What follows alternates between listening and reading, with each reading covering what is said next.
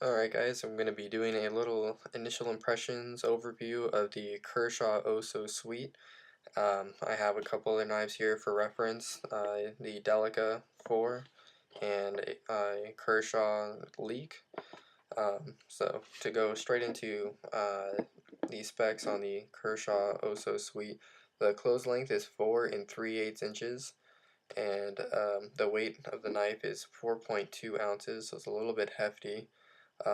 Blade on this is 3.5 inches, and it features the 8CR13 MOV steel, so that's the same blade steel as the Tenacious, um, and it has injection molded glass reinforced nylon handles, so just fancy jumbled words for plastic handles, and they even have the Rockwell hardness on the packaging here, at 58 to 60 for the numbers or the rating.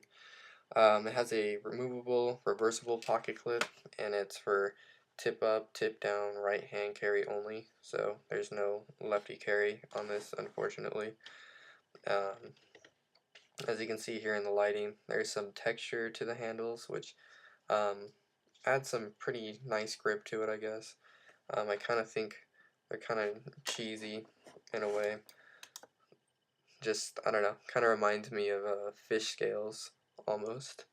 But no, they had some good grip. Overall, the actual ergonomics of the knife are very comfortable. The only thing I would say is like I'm spoiled with the Sage 2. I can comfortably hold the Sage 2 in this position with the knife fully open, and it's similar with the ergonomics of it.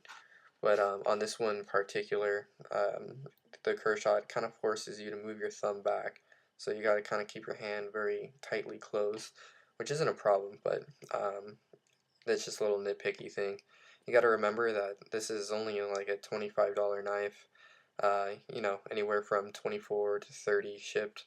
So, you pay for what you get for. And considering it's 8CR13 MOV, which is a Chinese made steel, it's not bad in any case at all. The Spyderco Tenacious uses it. Doesn't hold an edge forever, but it is capable of being very sharp, and it holds it for more than a decent amount of time for what it is. The blade on this is a spear point, and it features a hollow grind, and yeah, the grind starts about 40% down, so not too bad. It's fairly high. You get a lot of blade in this knife. It's a 3.5 inch blade, so that's pretty long. On the Delica here, you got a 3 inch blade, so you can see that that blade's quite a bit longer than even the Spyderco Delica here. And also in comparison to the Leek, which has a 3 inch blade, you can see that it's a little bit longer than that. So for the size of this knife, it feels small for that extra half inch on it. So that's kind of good. And as you've seen already, well, maybe you haven't seen this, it is a liner lock. Lockup is very early, as you can see on there. I would say it's about 20% lockup. Liner is fairly thin, but this is a light EDC knife, I would say. And as you can see, it is nicely jimped, and that makes for some easy closing. It is pretty sharp. It is kind of hard on the thumb. As you can see here, it is flipper only. There are no thumb studs or anything on this, and the flipper isn't jimped or anything. It's just a solid piece of metal tang sticking out, which is part of the blade. And if you haven't noticed already, it is speed safe, and it is assisted opening using a torsion bar. So it comes out lightning fast and very hard.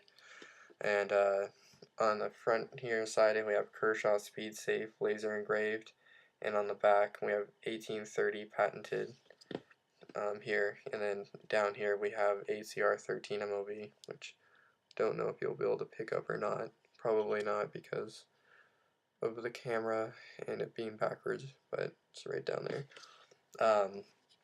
Pretty cool thing is that the edge from the tip goes all the way back down to the bottom here, where it ends, so there's no shelf or shoulder, and also the flipper acts as a finger choil guard, so your finger's a little bit more locked in there. So the ergos overall are very comfortable. Like I said, the only thing is that thumb thing. I'm spoiled by the stage that I can really reach my thumb out, so I gotta bring it back if I want to fit my hand fully in the handle. Um, it's all torque screw construction. There's 3 screws on the handle here, and then you got one for the pivot, so a total of 4. And they just seat back into these little cylindrical like washers on the back that the screws follow into on the side, which kind of sit in the scales. You got like a kind of a plastic back spacer here. Takes up about 75% of the back, which only leaves this top here open. And it's a little bit textured. It's got some lines, all aesthetic. It's super smooth. As you can see, the knife is pretty thick. These scales are kind of swelled, so they kind of fill the hand. They fill the hand very nice. So it's actually, this knife really is comfortable to hold in the hand. And you can see here. Let me close this first. In comparison to the leak, it's very thick. As you can see, the leak is very thin with just the stainless steel handles versus these thick. I'm guessing stainless steel liners. Don't quote me on that. I'm not positive, but guessing for what the knife is, they're probably stainless steel liners. And the liners on this are on at least the liner lock side are skeletonized, and that's just for the liner lock to press over. So I don't think you're going to be able to see in it, but there's only one hole on the liner locking bar side. Other than that, it's not skeletonized at all. Pocket clip is nice. I don't know why about Kershaw knives, but honestly, outside of the Ken Onion design knives, I just feel these are, these pocket clips are just weird looking. I'm not a big fan of these. I don't mind on the Leak and the Chai. They use some, good looking normal clips, but these are all kind of weird looking with, holes and curves and stuff. I don't know what the deal is on that, but it is a solid clip. Um, I kind of wish it was a little bit longer for how big the knife is. As you can see, for the Leak being the same size handle, the clip goes, it's a lot longer versus this tiny little clip, especially for a knife this big.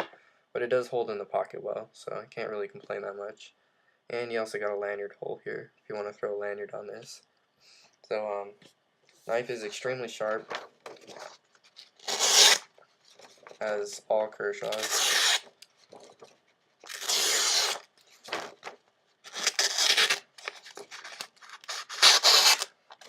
So, not quite the smoothest cut, but, for HCR 13 MOB, and this being a $26 knife, it's a pretty good buy.